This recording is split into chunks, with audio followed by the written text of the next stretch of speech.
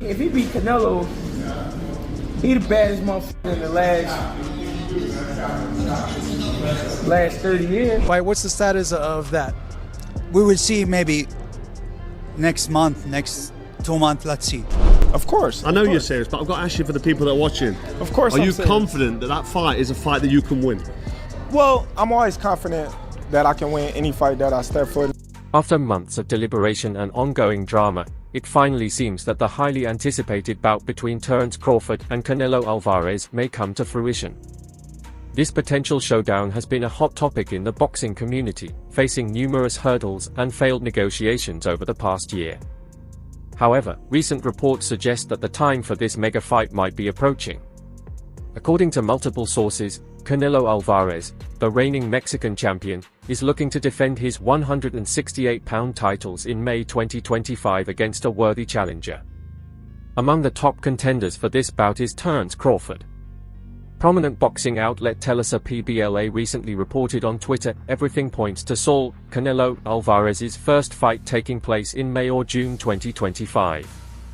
While his opponent has not yet been confirmed, many expect him to face Terence Crawford. For Canelo, this fight is not just about defending his titles but also securing a high-profile matchup that could drive massive pay-per-view numbers. While he has been dismissive of this fight in the past, largely due to Crawford being nearly 2 weight classes below him, he now appears more open to the idea, provided the financial offer is right. Canelo addressed the speculation, stating, "I'm in, why not? Don't get me wrong, he's a great fighter, but for me, in my weight class, it's an easy fight. Easy money." This shift in attitude from Canelo, who previously shut down any talks of facing Crawford, has fueled speculation within the boxing world that this long-awaited clash may finally happen. Terence Crawford, on the other hand, has been vocal about his desire for this fight for years. In a recent appearance, he reiterated his willingness to step into the ring with Canelo, despite no official offers being made yet. For Crawford, this fight represents an opportunity to cement his legacy as one of the greatest fighters of his generation. With both fighters seemingly more receptive than ever, fans eagerly await official confirmation. Could this be the super fight that finally happens in 2025? Only time will tell. We shall see, you know. Who knows? That smile's telling me something else, bro. I think it might be on the line, no? I'm just saying, man, we can't say it's not gonna happen, we can't say that it is. So, you know, let's all just wait and see. Of course. I know you're serious, but I've got to ask you for the people that are watching. Of course. Are you confident that that fight is a fight that you can win?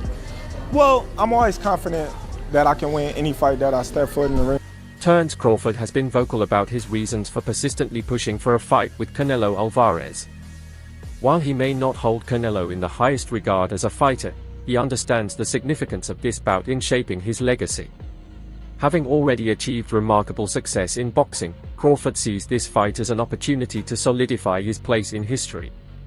Defeating Canelo, one of the sport's most celebrated champions, would elevate him as the undisputed best, not just in his division, but in the sport as a whole.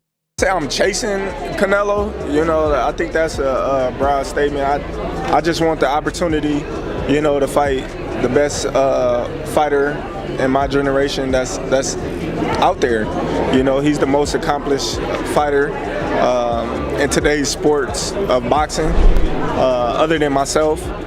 And I would just, you know, just like to, you know, fight another great. That's it.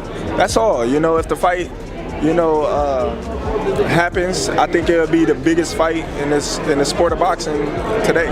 You know, Canelo is a big, strong competitor. He's a great fighter. He's a future Hall of Famer, and that's what we in the game for, is to leave a legacy that will last, surpass our life. Sharing his thoughts on how the fight would play out, Crawford dismissed claims that his smaller size makes him an easier opponent.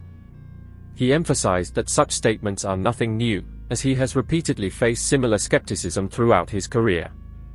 However, he remains unwavering in his confidence, asserting that on fight night, he will dismantle Canelo and prove his dominance, no matter the challenges he faces in this long-awaited showdown. I ain't gonna break it down to you, you know what I mean? Strategy is leaving with my hand, rose and everybody mouth dropping. That's how I can, sums it up in a little bit of your answer right there. I'm the type of fighter that I make adjustments on the fly. So along my whole career, I do what's necessary to get the job done and secure a victory.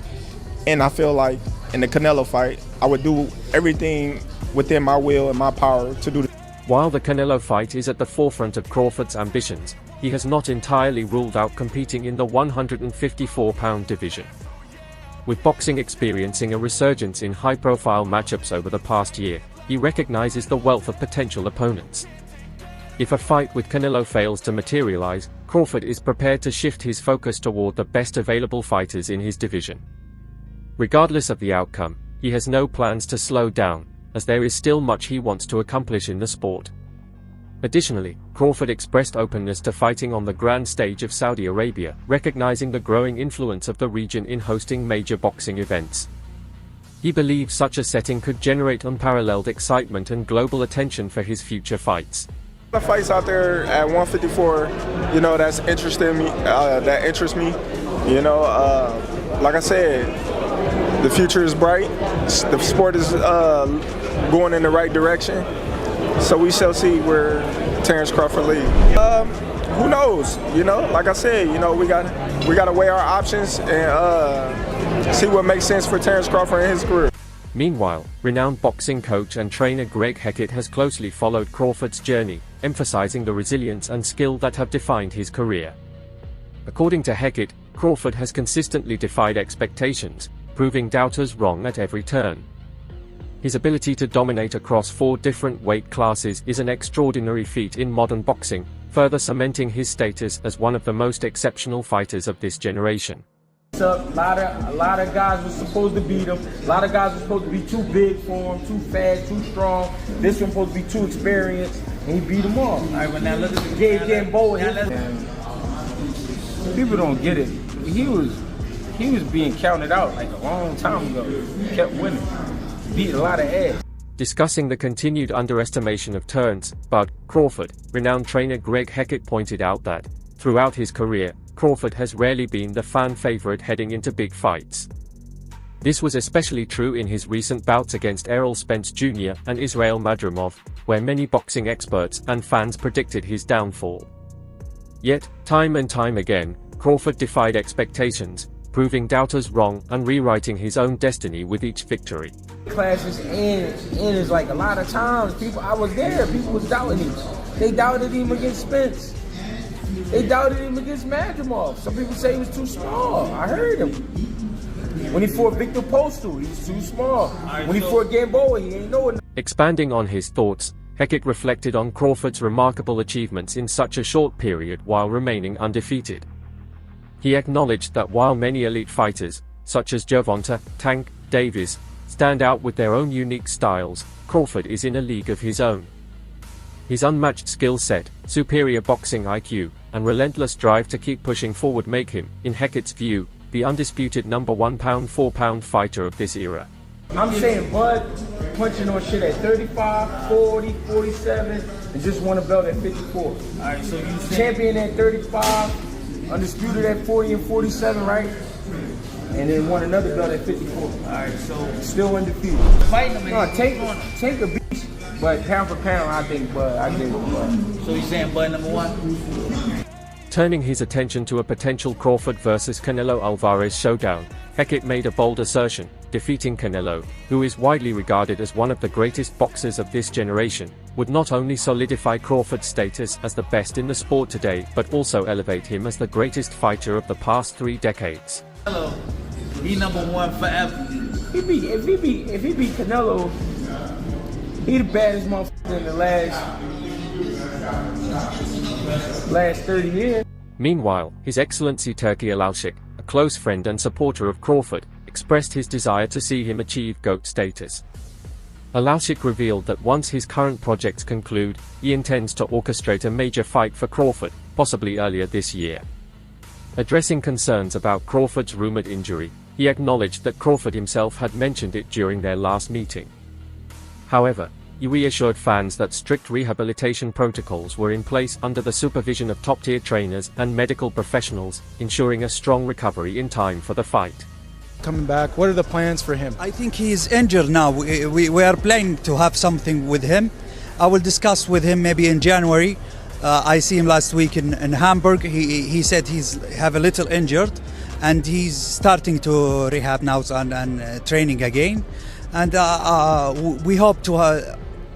He's one of our plan to see him fight in 25. During the same interview, Alvarez also discussed his plans for potentially hosting another Riyadh season event in America, reminiscent of the August 3rd showdown between Crawford and Israil Madrimov. While he remained somewhat reserved about the details, he did confirm that he would be traveling to the US to host an event. This time, however, it will be under the banner of The Ring, his personal venture, which grants him greater creative and logistical freedom. It is in the plan, but not Riyadh season, because maybe The Ring, because there is separate things. The Ring is my private equity, and Riyadh season is different. I have a plan for The Ring in American. Despite his previous hesitations, His Excellency Turki Alvarez appears increasingly determined to organize a potential mega fight between Canelo Alvarez and Terence Crawford. He reiterated his commitment to making the bout a reality, emphasizing that he has repeatedly assured Crawford of his efforts to negotiate with Canelo's notoriously steadfast team. Hinting at an official announcement in the near future, Alvarez urged fans to remain patient for the next few weeks as negotiations unfold. He wants this fight, and I want to see maybe next month, next 2 months. However, not everyone in the boxing world shares the same enthusiasm. Esteemed trainer Andre Rozier believes that following the recent, historic rematch between Alexander Usyk and Tyson Fury, Usyk has not only dethroned Crawford as the number 1 pound-for-pound fighter but has also cemented himself as the greatest boxer of this era.